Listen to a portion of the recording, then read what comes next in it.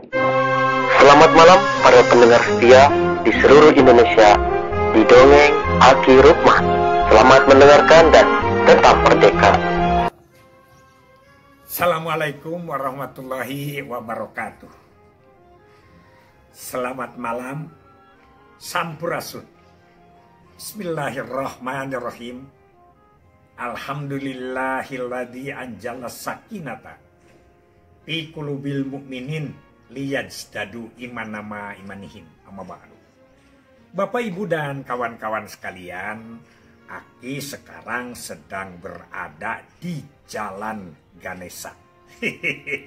Dekat Pemkot Bandung, sedang nunggu cucu di Yamaha, yaitu kursus gitar. Jadi kebagian nganter ya.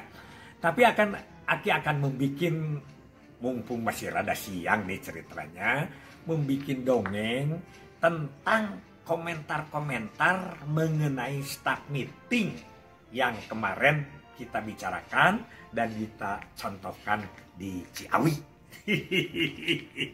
Komentar yang pertama keluar dari Teh Haji Atika. Teh Haji Atika itu dulunya adalah seorang PLKB di Raja Desa Ciamis, kemudian terangkat menjadi kepala UPTD di Rancah dan sebagainya. Baru-baru ini sudah pensiun dan baru pulang dari Mekah umroh. Teh Haji mengatakan, Ki, dulu waktu saya jadi PLKB, kalau staff meeting dihadiri oleh Aki suka deg-degan. Dan bukan saya saja, semuanya. Kemudian ada yang bertanya ke Aki, memangnya kepala BKKBN suka datang ke staff meeting? Nah, menurut Aki, kalau BKKBN sudah tidak mau datang ke staff meeting, loss kita. Akan loss pemantauan, akan loss pengawasan, akan loss pembinaan. Sebaiknya kita datang. Tidak usah harus setiap staff meeting. Setahun 2 kali atau 3 kali datanglah ke staff meeting itu. Dan sehari, pada hari staff meeting, kita bisa mendatangi 2, 3, 4, 5 kecamatan. Kita tidak usah dari awal sampai akhir. 1 jam di kecepatan A, pindah ke kecepatan B, misalnya 2 jam di situ, 1 jam di sini, sampai siang itu kita bisa mendapat 3 sampai 4 kecamatan. Takut mereka. Kalau sekarang apakah Mekop itu masih ada? Kata siapa itu? Kata Kang Tatang dari Sumedang mengatakan, Ki Waas mendengar staff meeting itu, dulu itu kita suka staff meeting, tapi apakah sekarang suka staff meeting atau tidak? Ya masih Kang, atau piraku ulah sok ngagogoreng nu anyar ya begitu. Itu kata Bu Haji Atikah dan Kang Tatang. Kemudian ada yang menanya lagi, yaitu Kang Muhsin.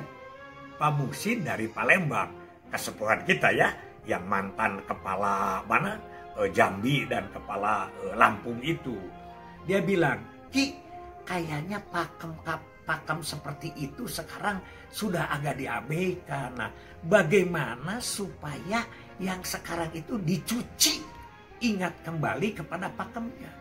Soal tekniknya, soal materinya, soal teknologinya, silakan. Tapi pakem itulah yang Aki bicarakan itu supaya kembali dipegang. Kata Aki sambil bergurau, harus dicuci hatinya. Jadi kalau hatinya sudah dicuci, bersih, ingat kembali kepada pakem-pakem dan akidah-akidah operasional. Ada yang lucu lagi. Siapa? Eyang. Ternyata Eyang kita, Eyang Sridadi Suprapto. Terkenal ya.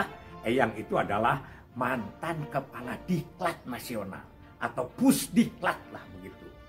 Rukman katanya.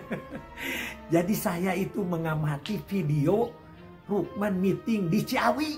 Ternyata katanya ingat kembali, terupdate kembali, ingat kepada ilmu-ilmunya KB. Padahal sudah agak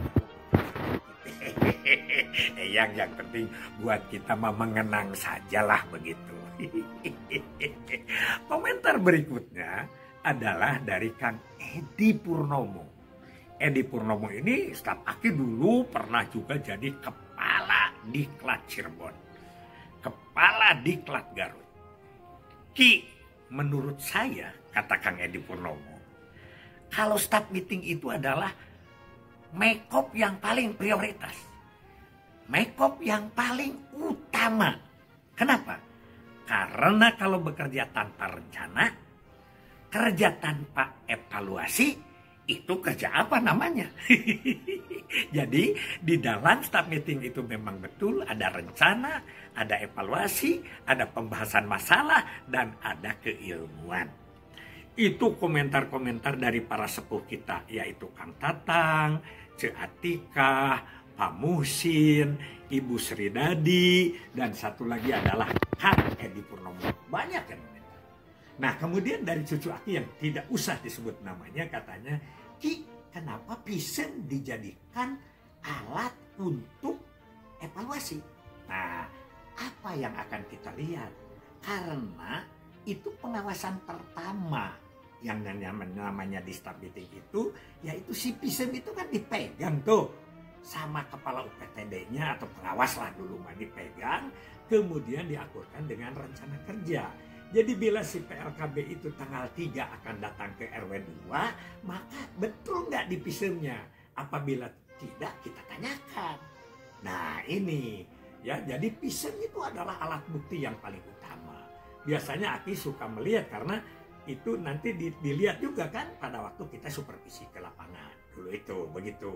Nah ketika pulang lagi, kita tanyakan lagi di staff meeting. Yaitu bila seorang PLKB itu akan menghubungi ini di rencananya, berapa persen yang terlaksana. Dan kita tidak bisa dibohongi. Kita si para pengawas itu sudah tahu nama RT, nama RW karena ada di daftar kita.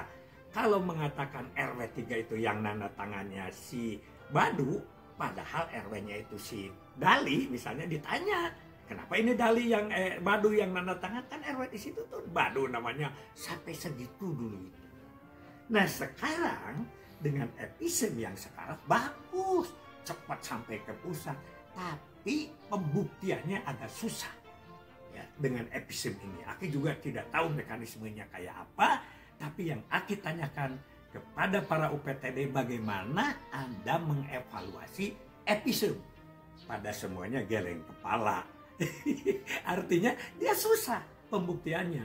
Kadang-kadang episemnya juga tidak tahu si kepala UPT ini, apalagi dengan daerah-daerah yang mempunyai masing-masing pikiran. Karena saya orang pusat, pikirannya ke pusat, tidak menghargai UPT yang ada setempat. Ada juga yang begitu di Singapura. Tapi bibit-bibitnya dari seluruh Indonesia. Kira-kira itu yang Aki ingin ceritakan. Sekali lagi, staff meeting ini penting. Jadi kalau ada yang disebut mencegah stunting itu penting, staff meeting juga penting. Karena di staff meeting akan diceritakan tentang stunting, akan diceritakan tentang mekanisme operasional selama 1 minggu. Jadi kalau rencana kerja PLKB yang bulanan itu ditandatangan oleh kepala desa sebagai pimpinan operasional di tingkat desa, tapi sebagai pimpinan administratif adalah para UPT atau pengawas PLKB. Itu jadwal. Tapi kalau sekarang pun tidak ada rubah. Dan itu adalah masih tetap dalam aturan seperti itu. Hanya saja sekarang aplikasinya yang berbeda-beda. Sekian dulu aja dari Aki. Mohon maaf yang sebesar-besarnya. Billahi fisabilillah. Wassalamualaikum warahmatullahi wabarakatuh.